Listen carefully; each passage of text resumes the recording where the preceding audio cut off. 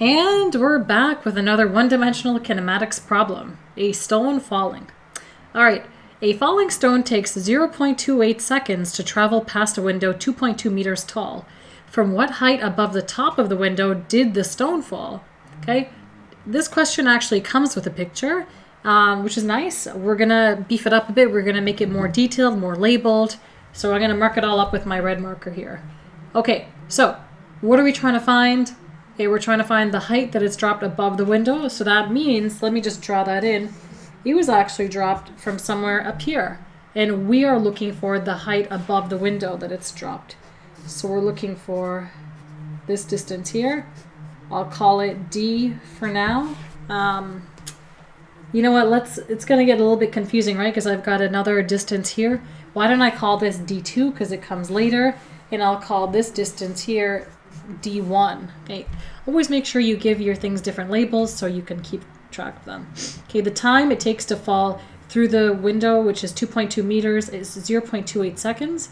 Okay, so there's a few things that haven't been given to us in the problem that we should kind of gather for ourselves. The first being that, well, if it was technically, you know what, the question doesn't say the stone was dropped. So you could argue, you know what, physics problems, you don't word yourself clearly enough.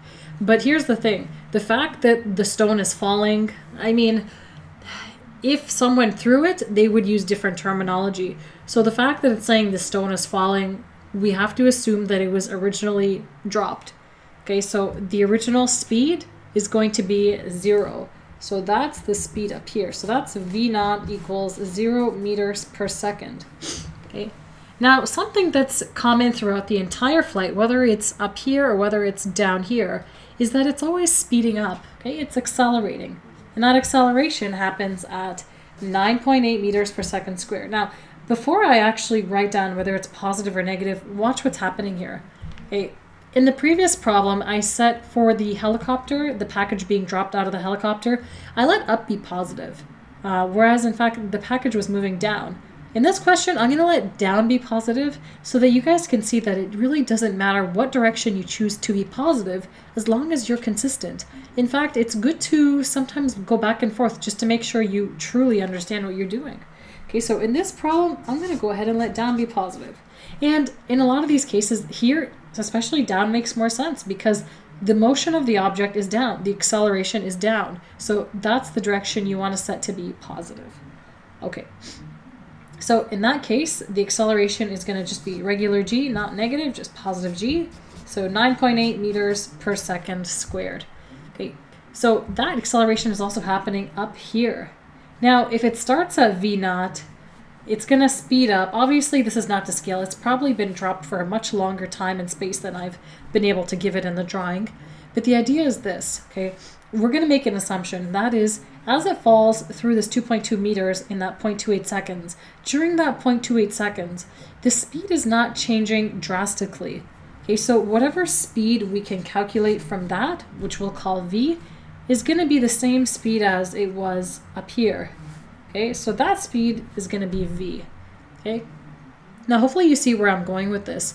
If you've got the initial speed of 0 at which the stone is dropped, you've got the final speed the stone is at when it reaches the top of the window, which you're going to calculate using the distance or the height of the window and the time it takes to fall.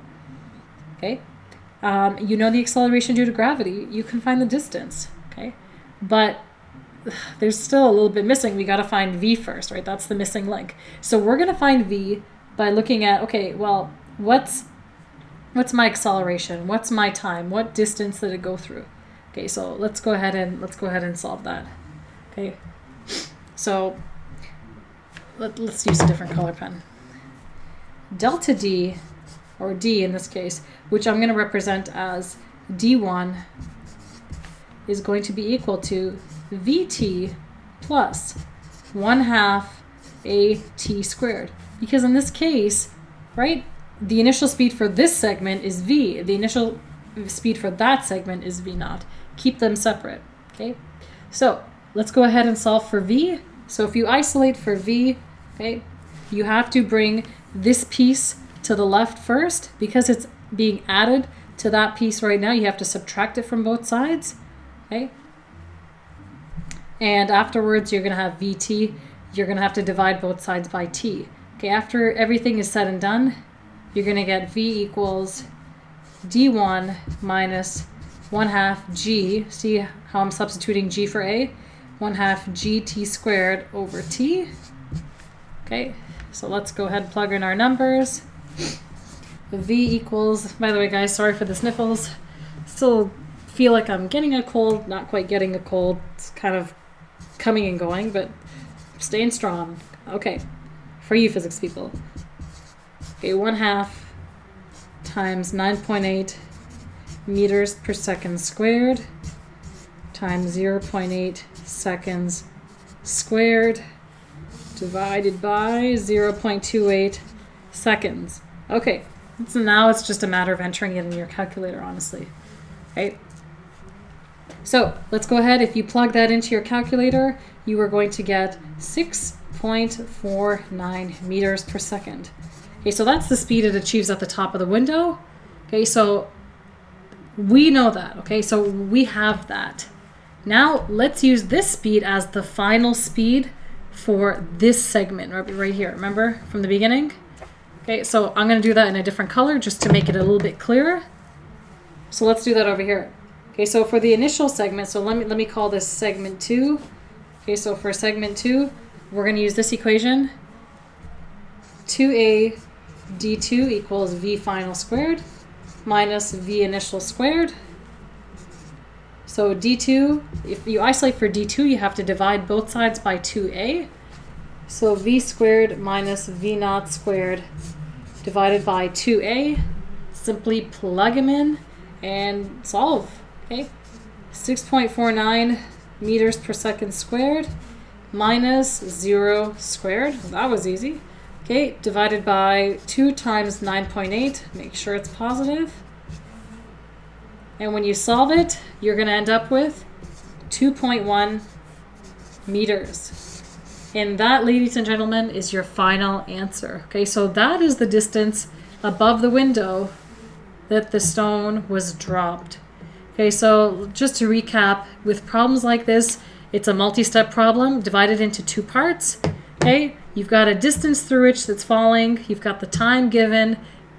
Knowing the acceleration, you can find the initial speed falling from the window, which is the final speed that it's dropped at, right? So that's why we use this equation, because that v in the equation is final speed. Okay, so there we go. You solve for your final speed for that part, or pardon me, initial speed for that part, which translates to your final speed for the next part. Plug in your values and boom, you got your answer. Okay, so therefore the stone is dropped 2.1 meters above the window. Okay guys, so that's it for this video. I hope you guys enjoyed it. Hope it made sense. Please hit that like button if you would kindly do so, and subscribe to my channel if you are wanting to see more physics problems solved. Okay, I'm going to be constantly solving more problems, and if you guys think there's someone that can be helped by watching this, if they need help with their homework, go ahead and share it on Facebook and or Twitter. All right guys, have a good day, and I will talk to you later.